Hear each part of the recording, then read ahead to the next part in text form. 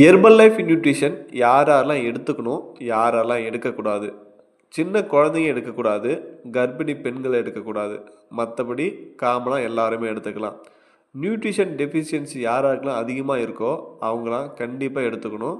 Weight loss மட்டும்தானான்னு கேட்டால் கிடையாது, wait கெயினுக்கும் இருக்குது. நீங்கள் சாப்பாட்டுக்கு பதிலாக இந்த நியூட்ரிஷன் ஷேக் குடிச்சிங்க அப்படின்னா வெயிட் லாஸ் ஆகும். இதுவே நீங்கள் சாப்பாடு சாப்பிட்டுட்டு ஷேக் குடிச்சிங்க அப்படின்னா உங்களுக்கு வெயிட் கெயின் ஆகும். ஃபார்முலா 1 இதுதான் ஃபஸ்ட்டில் எல்லாத்துக்கும் பேசிக்கு. இந்த ஃபார்முலா 1ல் 18 வகையான விட்டமின் அண்ட் மினரல்ஸ் இருக்குது. இது எடுக்கும்போது நம்ம உடம்புக்கு தேவையான நியூட்ரிஷன் எல்லாமே கிடைக்குது.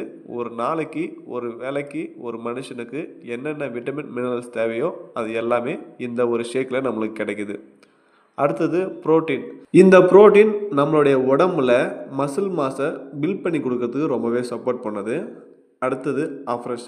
இந்த அஃப்ரெஷ் பார்த்திங்க அப்படின்னா நம்மளுடைய பிளட்டில் இருக்கிற ஆக்சிஜன் லெவலை இன்க்ரீஸ் பண்ணி கொடுக்கறதுக்கும் நம்ம மைண்டை அலர்ட்டாக வச்சுக்கிறதுக்கும் ஒரு நாளைக்கு நம்ம ஆக்டிவாக இருக்கிறதுக்கும் இந்த அஃப்ரெஷ் ரொம்பவே சப்போர்ட் பண்ணுது. இதை வெயிட் லாஸ் பண்ணுறவங்க டெய்லி பேசிஸில் 3லேருந்து 4 டைம் எடுத்துக்கலாம்.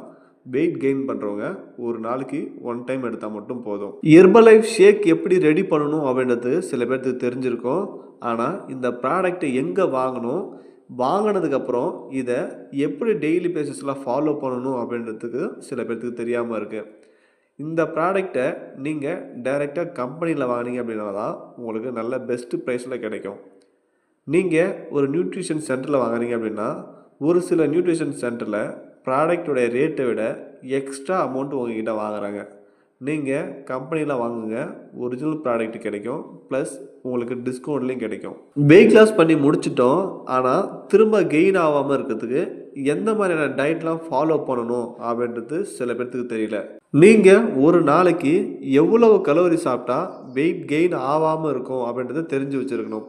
சில பேர் 750 கலோரி சாப்பிட்டா வெயிட் கெயின் ஆகாது. இன்னும் ஒரு சில பேருக்கு 1200 கலோரி சாப்பிட்டாலுமே வெயிட் கெயின் ஆகாது.